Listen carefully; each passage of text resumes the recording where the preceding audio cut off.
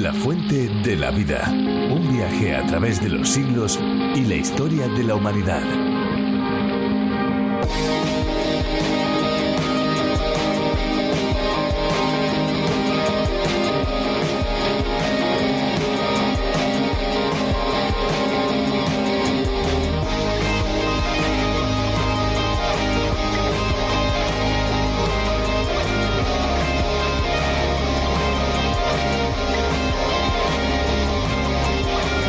El Salto Guaira, también conocido como Siete Caídas en su nombre en español, era la mayor cascada del río Paraná que separa Paraguay y Brasil. En 1982, la construcción de la gigantesca represa hidroeléctrica de Itaipú hizo que desapareciera.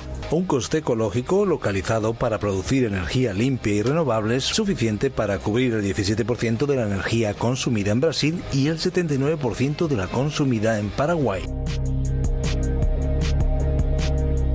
Hola amigos, bienvenidos a La Fuente de la Vida, un programa en el que recorremos todos los libros de la Biblia, descubriendo capítulo a capítulo las verdades que Dios ha dado a conocer. Soy Esperanza Suárez y aquí a mi lado Fernando Díaz. Así es, Esperanza, un saludo a todos los que nos escuchan y que se unen a este recorrido, a este viaje fascinante por el libro de los libros. Aquí estaremos con cada uno de ustedes presentando este tiempo de curiosidades, música y principalmente de aprendizaje de la palabra de Dios, de la Biblia. Efectivamente, y lo vamos a hacer de la mano de Virgilio Bagnoni, teólogo y profesor de la Biblia. Con él y también con Benjamín Martín nos acercaremos a la Biblia de una manera profunda. A partir de un espacio radiofónico cuyo nombre original es A través de la Biblia, del teólogo John Vernon Magee.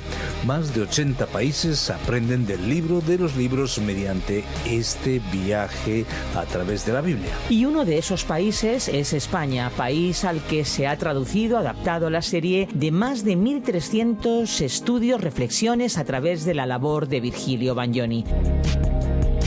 Para que las ovejas puedan alcanzar un desarrollo adecuado necesitan que sus criadores las cuiden bien.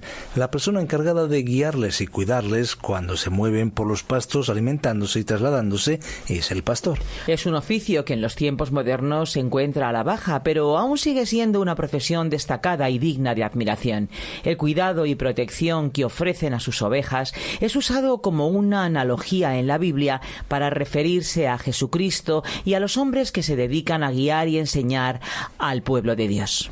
En el Evangelio de Juan, en el capítulo 10, conoceremos más detalles acerca de esa obra transformadora de Jesucristo, el buen pastor.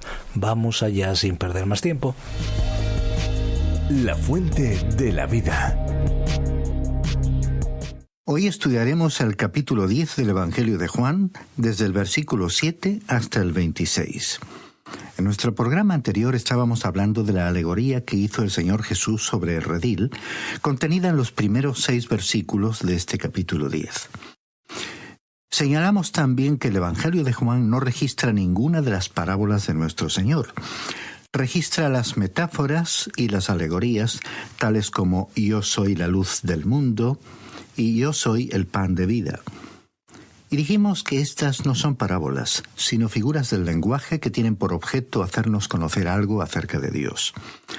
Pero vemos aquí que aún así los líderes religiosos no comprendieron lo que Jesús les decía. En el capítulo 13 del Evangelio según San Mateo, versículo 9, el Señor Jesucristo dijo: «El que tiene oídos para oír, oiga». Es posible tener oídos y sin embargo no oír, es decir, no percibir las palabras como palabra de Dios. Estimado oyente, ¿cómo oye usted las palabras de Jesús? Fue a esa diferencia en el oír a la que nuestro Señor se refirió cuando citó del profeta Isaías en el capítulo 13 de Mateo, versículo 14, diciendo: «De oído oiréis y no entenderéis, y viendo veréis y no percibiréis». Hasta aquí hemos hablado de la puerta del redil. Hablemos ahora de la puerta de las ovejas. Leamos los versículos 7 y 8 de este capítulo 10 de San Juan. Volvió pues Jesús a decirles: de cierto os digo, yo soy la puerta de las ovejas. Todos los que antes de mí vinieron, ladrones son y salteadores, pero no los oyeron las ovejas. Aquí Jesús presentó otra alegoría. Había hablado en cuanto a la puerta del redil, pero entonces dio otro paso y dijo que Él era la puerta de las ovejas. El Señor Jesús era la puerta para los que salían de Israel. Acababan de expulsar de la sinagoga al ciego. Había sido echado fuera del redil. Inmediatamente el Señor Jesús vino a este hombre y se reveló a él. Cuando el Señor Jesús se reveló a este hombre, se constituyó en la puerta para él. Este hombre había sido traído fuera del redil al Señor Jesucristo para seguirle. Esta fue la segunda gran verdad que nuestro Señor declaró en este capítulo 10. Nuestro Señor declararía este mismo principio en el capítulo 15 de este Evangelio de Juan, cuando dijo: «Yo soy la vid verdadera, vosotros los pámpanos». La vid en el Antiguo Testamento era una figura de la nación de Israel. Jesús estaba diciendo que ya no era la relación con la nación de Israel, sino la relación con Él lo que unía a los pámpanos con la vid. Debían salir del judaísmo, del ritualismo y venir a Él. Estaba diciendo que Él era la puerta por la cual tenían que entrar. Ahora recordemos que estaba hablando con las autoridades religiosas. A propósito, algunos de estos mismos hombres acudirían a Jesús después de su resurrección. Y hablemos entonces sobre la puerta. Leamos los versículos 9 y 10 de este capítulo 10 del Evangelio según San Juan. «Yo soy la puerta. El que por mí entre será salvo. Entrará y saldrá y hallará pastos. El ladrón no viene sino para hurtar, matar y destruir. Yo he venido para que tengan vida y para que la tengan en abundancia». Jesucristo es el camino, Él es el único camino. Ha venido para traernos una vida abundante. Es por eso que Pedro predicó que en ningún otro hay salvación, porque no hay otro nombre bajo el cielo dado a los hombres en que podamos ser salvos. Según Hechos capítulo 4, versículo 12. El ladrón viene para robar, para matar y para destruir. Jesús, estimado oyente, vino a salvar a los pecadores. El buen pastor vino para darnos vida, una vida abundante. Hagamos un breve repaso de este pasaje. En primer lugar, en el versículo 1 encontramos la puerta del redil. El redil era la nación de Israel. Jesús conduciría a sus ovejas fuera del judaísmo, fuera de un sistema legal. En segundo lugar, en el versículo 7 tenemos la puerta de las ovejas. Jesús era la puerta para los que salían del judaísmo. Por ejemplo, el ciego que fue sanado no tuvo a dónde ir después de la excomunión. Y en el capítulo 2 de los Hechos, versículo 40, leemos estas palabras: «Sed salvos de esta perversa generación». En tercer lugar, en el versículo 9 tenemos la puerta misma. Él es la puerta de la salvación, tanto para el judío como para el no judío. Y llegamos ahora al cuarto punto de este mensaje de Jesús: el buen pastor. Leamos los versículos 11 hasta el 13 de este capítulo 10 de San Juan. «Yo soy el buen pastor. El buen pastor su vida da por las ovejas. Pero el asalariado, que no es el pastor, de quien no son propias las ovejas, ve venir al lobo y deja las ovejas y huye, y el lobo arrebata las ovejas y las dispersa. Así que el asalariado huye porque es asalariado y no le importan las ovejas». Ahora, ¿cómo es posible que Jesús sea la puerta y el pastor al mismo tiempo? Bueno, no había puertas como las que tenemos en las casas hoy en día, ni tenían candado para guardar el redil. El hombre que lo guardaba dormía atravesado en la entrada, de modo que él mismo era la puerta. Jesús no es solamente la puerta, sino que también es el buen pastor, el que se queda allí mismo en la entrada. Él es la puerta que se abre y conduce a la vida eterna, y también es el que protege a los suyos. Jesús también fue llamado el Cordero de Dios. Ahora, ¿cómo puede ser el Cordero de Dios y al mismo tiempo el buen pastor? Esto puede parecer una metáfora mixta, pero es una de las verdades más gloriosas en las Escrituras. Jesús es el Cordero de Dios que quita el pecado del mundo, como vimos en el capítulo 1 de este Evangelio, versículo 29. Bajó de la gloria y se identificó con nosotros los que somos las ovejas. El hecho de que llegó a ser un cordero enfatiza la humanidad de Jesucristo. Al mismo tiempo, Él es el buen pastor, lo cual resalta su deidad. Solo Él es digno y poderoso para salvarnos. Ningún otro ser humano podía hacer esto. Realmente tenía que ser un Dios. El Señor Jesús tiene una triple relación con su rebaño que es conocido como su iglesia. En primer lugar, es el buen pastor. En el versículo 11, Él mismo definió al buen pastor cuando dijo: «Yo soy el buen pastor. El buen pastor su vida da por las ovejas». En segundo lugar, Él es el gran pastor, como dijo el escritor a los Hebreos en el capítulo 13 de su carta, versículos 20 y 21.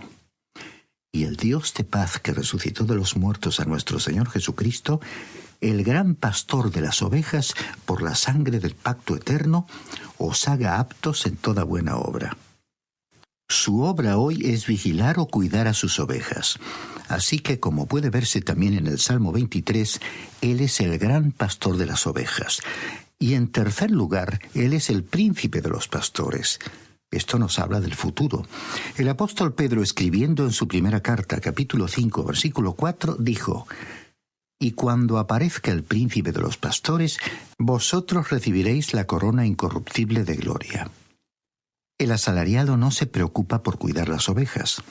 Los fundadores de algunas de las otras religiones del mundo hicieron muy poco por sus seguidores. Líderes de sectas religiosas modernas realmente se están enriqueciendo a costa de sus seguidores. En contraste con ellos, el buen pastor, el verdadero pastor, da su vida por las ovejas y las protege. Leamos ahora los versículos 14 y 15 de este capítulo 10 del Evangelio según San Juan. Dijo el Señor: «Yo soy el buen pastor y conozco mis ovejas, y las mías me conocen, así como el Padre me conoce y yo conozco al Padre, y pongo mi vida por las ovejas». Tenemos aquí una maravillosa relación. Él conoce a sus ovejas y sus ovejas le conocen. El apóstol Pablo escribió las siguientes palabras en su carta a los Filipenses, capítulo 3 y versículo 10. «A fin de conocerle y el poder de su resurrección». Conocerle, estimado oyente, es amarle. Y Él conoce las ovejas. Uno debe leer lo que Dios dijo en cuanto a los pastores por medio del mensaje del profeta Ezequiel en el capítulo 34 de su libro. Ahora, observemos que esta fue la tercera vez que Jesús dijo que sus ovejas le conocían. Conocer a Jesucristo es de suma importancia y todo lo demás llega a ser secundario. Por eso mismo hemos dejado de discutir o argumentar sobre lo que no es esencial en cuanto a la religión y en relación con ciertos detalles. Lo verdaderamente importante es conocer a Jesucristo. ¿Oye usted su voz? ¿Conoce al pastor? No hay ningún pastor como este. David arriesgó su vida para salvar a sus ovejas de un oso y de un león, pero el descendiente de David murió por sus ovejas. Continuemos ahora con el versículo 16. «Tengo además otras ovejas que no son de este redil. A esas también debo atraer y oirán mi voz, y habrá un rebaño y un pastor». Había otras ovejas las cuales no eran de este redil, dijo el Señor. Aquel redil era Israel, pero estas otras también oirían su voz y habría entonces un solo rebaño y un solo pastor. Había existido el redil de Israel, pero ahora habría un solo rebaño que incluiría al judío, al gentil, al rico, al pobre, al siervo y al libre, al varón y la hembra, al negro y al blanco. Es decir, gente de todas las naciones y de todas las lenguas y tribus. Continuemos ahora leyendo los versículos 17 y 18 de este capítulo 10 de San Juan. «Por eso me ama el Padre, porque yo pongo mi vida para volverla a tomar. Nadie me la quita, sino que yo de mí mismo la pongo. Tengo poder para ponerla y tengo poder para volverla a tomar. Este mandamiento recibí de mi Padre».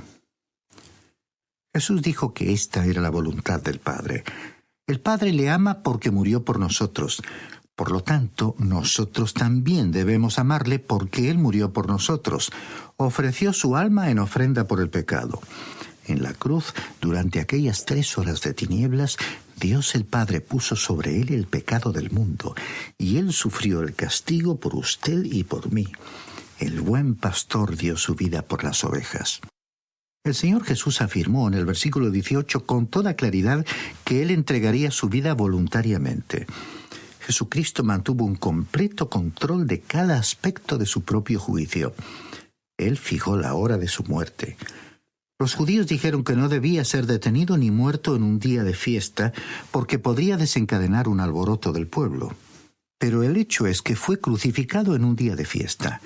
Nunca fue más majestuoso que cuando se dirigió a la cruz, y si uno lee detenidamente los evangelios se da cuenta de que en aquel entonces verdaderamente fue el gobierno romano, la nación de Israel, usted y yo los sometidos a juicio. Él no tenía por qué morir, sino que murió voluntariamente por los pecados de todo el mundo. El escritor a los Hebreos dijo en el capítulo 12 de su carta, versículo 2, «Puestos los ojos en Jesús, el autor y consumador de la fe, el cual por el gozo puesto delante de él sufrió la cruz, menospreciando la vergüenza. Ningún hombre pudo arrebatarle la vida sin su permiso. Alegó tener poder para entregar su vida y para volverla a tomar». Continuemos con los versículos 19 al 21. Volvió a haber división entre los judíos por estas palabras. Muchos de ellos decían, «Demonio tiene y está fuera de sí. ¿Por qué le oís?» Decían otros, «Estas palabras no son de endemoniado. ¿Puede acaso el demonio abrir los ojos de los ciegos?» Esto se refiere al hecho de que él había dado vista a aquel que había nacido ciego. En aquel día la multitud había reconocido que un demonio jamás habría podido hacer lo que él hizo, y se produjo una división. ¿Por qué? Porque algunos eran ovejas y otros no lo eran. Las ovejas oirían y los otros no. La cuestión aún es la misma en la actualidad, tal como lo fue en aquel entonces. O el Señor Jesucristo era un loco, o era el Salvador del mundo. O tenía un demonio, o era el Hijo de Dios. Siempre ha existido esa división. Cuando el apóstol Pablo predicó en Atenas, algunos creyeron y otros no. Cuando nosotros predicamos, algunos creen y otros no creen. No podemos esperar que sea de otro modo. Creemos que algunos críticos de la Biblia son las personas más incoherentes e ilógicas que existen. Jesucristo no puede ser solo un buen maestro y un gran ejemplo sin ser el Hijo de Dios. O era un fraude, o es el Hijo de Dios. O era un loco, o es su Dios y su Salvador. Estimado oyente, Jesucristo le pone a usted entre la espada y la pared. Leamos el versículo 22 de este capítulo 10 y veamos cómo Jesús afirmó su deidad. Es decir, que Cristo se presentó como igual a Dios. Se celebraba en Jerusalén la fiesta de la dedicación. Era invierno. La fiesta de los tabernáculos se celebraba en la última parte del mes de octubre y la fiesta de dedicación en los últimos días de diciembre, y por lo tanto había un intervalo de 2 meses. En esta fiesta se recordaba el tiempo en que Judas Macabeo liberó el templo de Antíoco Epífanes, el sirio, quien lo había contaminado. Esto ocurrió en el año 167 a.C., y la fiesta todavía se celebraba en el tiempo de nuestro Señor. La expresión «era invierno» era simbólica del hecho de que Jesús había terminado con la nación de Israel. De aquí en adelante, en el Evangelio según San Juan, Jesucristo solo hablaría a los suyos, no haría otro llamado público. Era demasiado tarde para la siega. El Cordero de Dios estaría recluido en preparación para ir a la cruz y morir por los pecados del mundo. Estimado oyente, permítanos recordarle que es posible jugar demasiado con el factor tiempo. El invierno llegará para usted y vendrá el día cuando no le será posible testificar más. Si usted va a hacer algo para Cristo, sería mejor que lo hiciese ahora. Por otra parte, si usted aún no ha aceptado a Jesucristo como su Salvador personal, permítanos recordarle que el invierno puede venir también en cuanto a las oportunidades de salvación. Llegará el tiempo cuando ya será demasiado tarde para ser salvo. Uno puede persistir en rechazar al Señor Jesucristo tantas veces y por tanto tiempo que al final ya no podrá aceptarle. El profeta Jeremías dijo en el capítulo 8 de su profecía, versículo 20, «Pasó la siega, terminó el verano y nosotros no hemos sido salvos».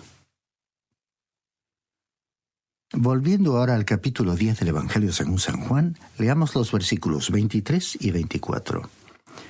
Y Jesús andaba en el templo por el pórtico de Salomón. Lo rodearon los judíos y le dijeron: ¿Hasta cuándo nos tendrás en suspenso? Si tú eres el Cristo, dínoslo abiertamente. Había allí un gran pórtico que era para los gentiles, es decir, para los que no eran judíos. Nuestro Señor ya no entraría más en el templo. Era invierno y andaba por el pórtico de Salomón. Jesús había manifestado claramente su identidad y aquellos que le aceptaron comprendieron que Él era el Mesías, el Cristo. Recordemos que Andrés le había dicho a su hermano que había encontrado al Mesías, según el Evangelio de Juan, capítulo 1, versículo 41. Natanael le reconoció como el Hijo de Dios, el Rey de Israel, según Juan, capítulo 1, versículo 49. La mujer samaritana, por su parte, comprendió quién era, y los samaritanos le dijeron a ella, según Juan capítulo 4, versículo 42. Ya no creemos solamente por lo que has dicho, pues nosotros mismos hemos oído y sabemos que verdaderamente este es el Salvador del mundo, el Cristo.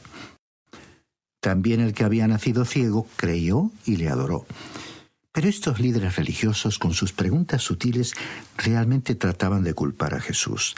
Pretendían hacer creer que Jesús era culpable de no facilitar suficiente información, cuando verdaderamente ellos eran culpables por no querer creer lo que Dios les había revelado. Pues bien, Él había revelado que era el Mesías y ahora lo declaraba una vez más a las autoridades religiosas.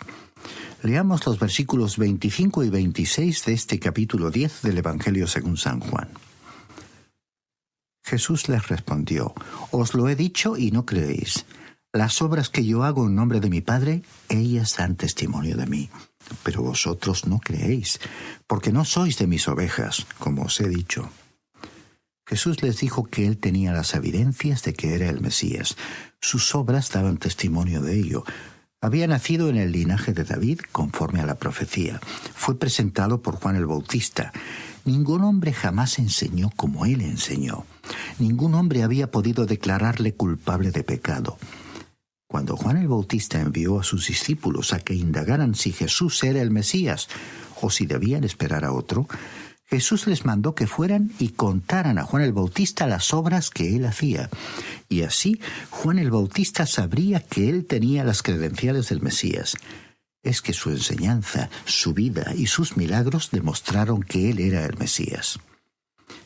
El problema no radicaba en la falta de credenciales por parte de Jesús. El problema estaba en el corazón incrédulo de las personas. El hecho de que no creyesen demostraba que no eran sus ovejas.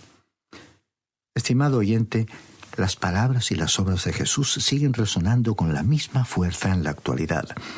Y la culminación de su misión en la cruz y su victoria en la resurrección se proyectan hoy ante usted y ante los seres humanos como la única y gran oportunidad de salvación. Le rogamos que le conceda a la invitación de Dios la máxima atención. Aunque se dirige a todos los seres humanos, es eminentemente personal. El Salvador, el Señor, espera su respuesta.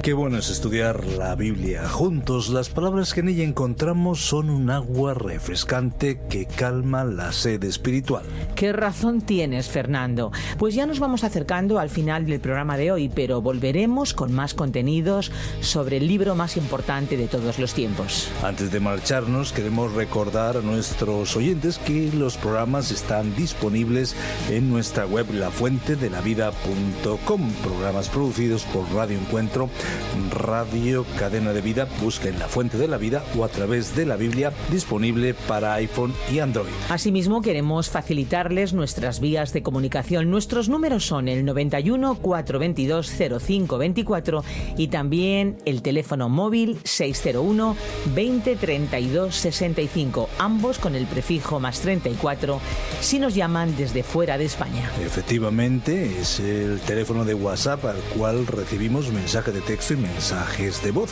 Pueden escribirnos también a nuestra oficina, la oficina de Radio Encuentro, en la calle Pablo Serrano 7 Posterior, código postal 28043, Madrid, España, o bien a través del correo electrónico info@radioencuentro.net. Y por último, queremos agradecer a aquellos que hacen posible este programa mediante colaboraciones económicas. Muchísimas gracias. Recuerden, hay una fuente de agua viva que nunca se agota. Beba de ella. Espero que te haya gustado este episodio de La Fuente de la Vida. Por favor, no te olvides de suscribirte al canal. Hasta la próxima. Este ha sido un programa de Radio Transmundial producido por Radio Encuentro, Radio Cadena de Vida.